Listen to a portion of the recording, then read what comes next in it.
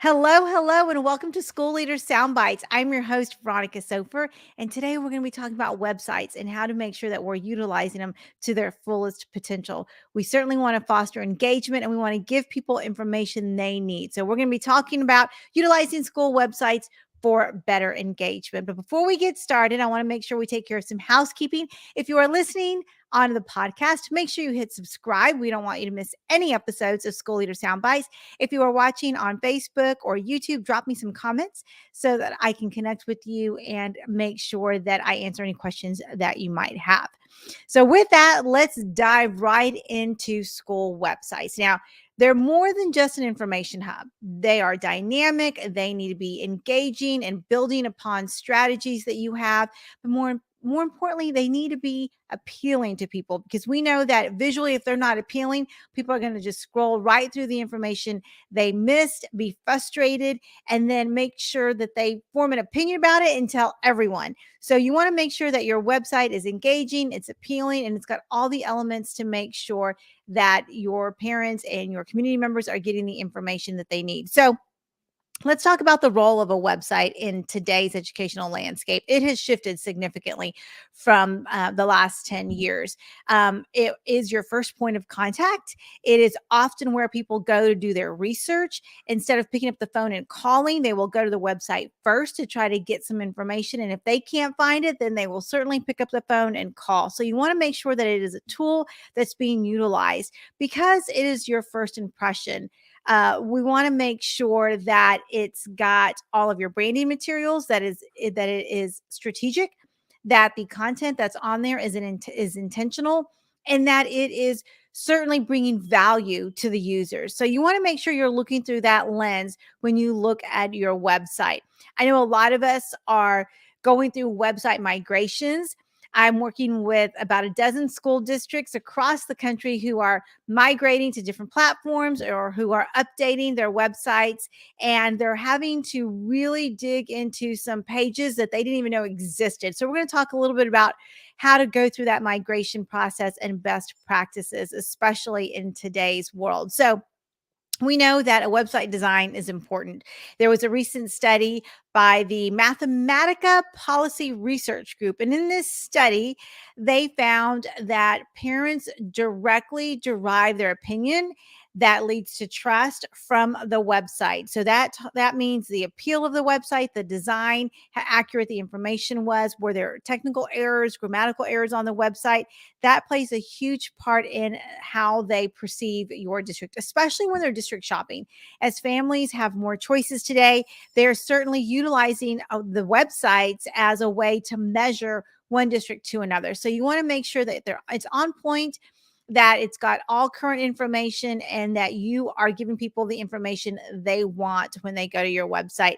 So I can tell you that I've gone into districts as not only a staff member, but as a consultant. And the first thing I do is look at the website. And if I see technical or grammatical errors, I know that there's going to be missing information. I know that there's going to be outdated information.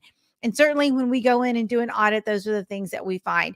So we want to make sure that people's perceptions are validated by the content that you put on your website. You want to make sure that calendars are updated, that phone numbers are correct, that the staff links are correct.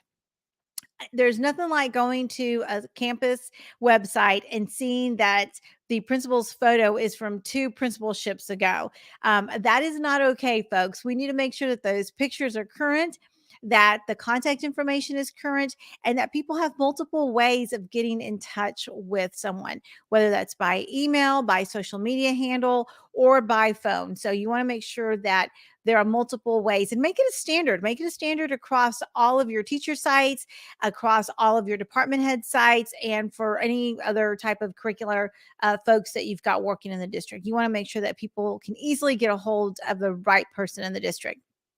We want to make sure that we are growing trust with our website.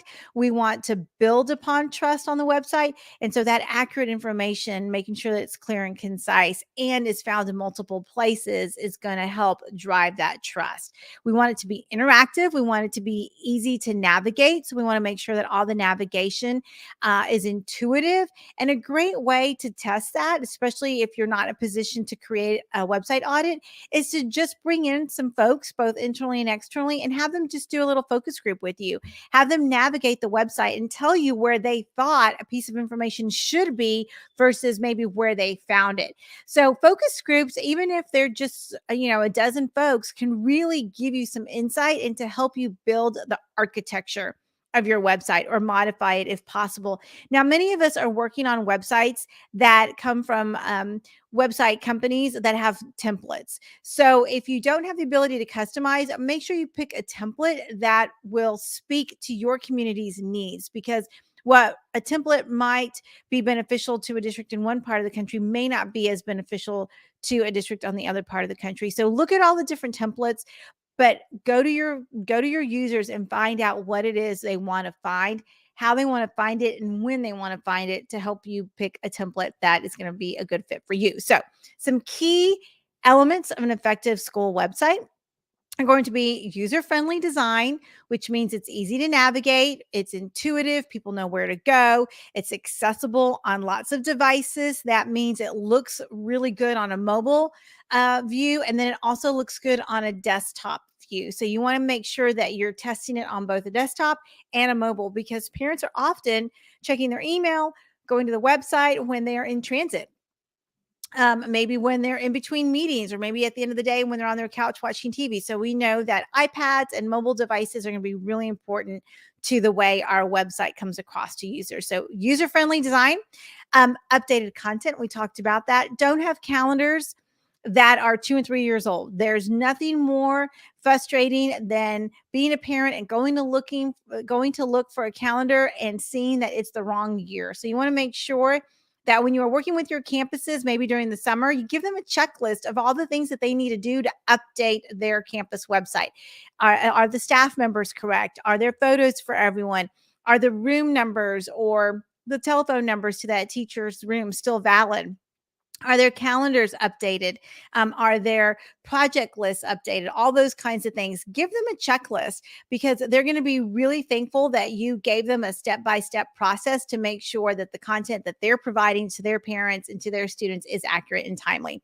You want to also make sure you have an interactive feature. Is it easy for them to just quickly click on something and connect with someone? Making sure that you're tapping into some of that technology that already exists. That visual appeal is also going to be important.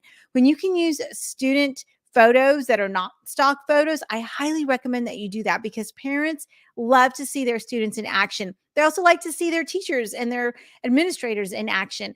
So encourage your campuses to use photos that have been approved, that parents have given consent to be used in your marketing materials, because that's going to really drive trust and visual appeal with your campus website. And then accessibility.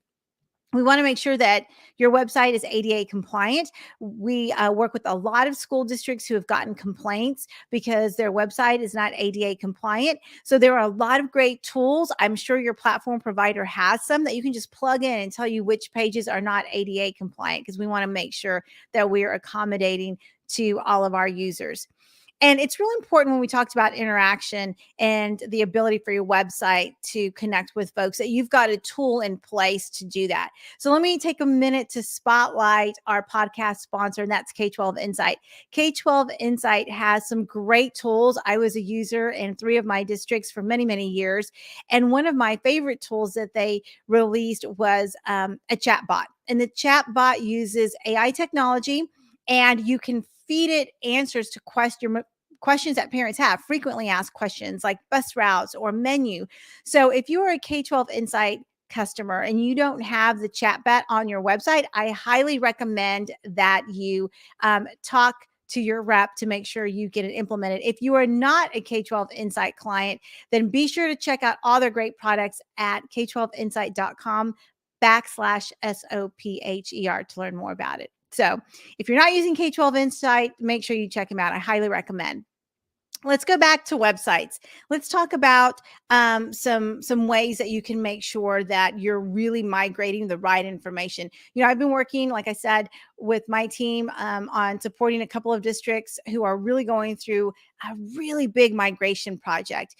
When you are going through a migration project from one platform to another with your website, I tell people to think about packing up their house. When you pack up your house for a big move, you sift through the old, you purge the old, you refine what it is you want to bring, and you only pack the good stuff before you put it on that moving truck and bring it over. Same thing with the website. Make sure you're doing that.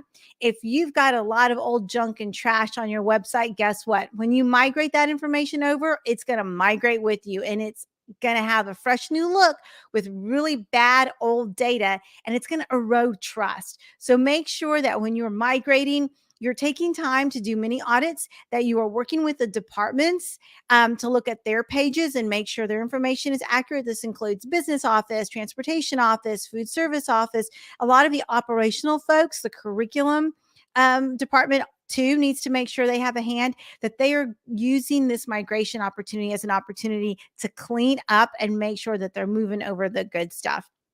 The more times you have eyes on it before you publish your website, the better. This is a great way to test it on all different kinds of devices. Are your videos really lagging? Are the photos coming out clear? All those kinds of things that you don't think about until a user points them out. So make sure you use some of this migration time to test on various platforms until you actually make the move over. That's actually one of my most favorite ways to make sure the website looks good, is to have multiple people and multiple parts of the district utilizing it, so we know what it's going to look like when it goes live. So as we wrap up this episode, I just want to remind you that your website is a digital face of your district. It's where people go 24 hours. This is where they go to look for simple information, quick facts, but also really important in-depth information that they might want to connect with. So make sure you've got everything available to people, that it's transparent, it's accessible, and that it is provided in a way that appeals to people visually. It's a key part of your communication strategy, and it's something worth investing in. So make sure you use that. So as we wrap up this episode, I just want to remind you to please share it with any of your friends who you think might benefit from some of the content that we've talked about. I look forward to connecting with you. So you can always reach me at veronicavsofer.com, or you can drop me some comments, especially if you're watching on YouTube or Facebook. Make sure you hit subscribe on your favorite podcast platform, and we look forward to the next episode. We'll see you then.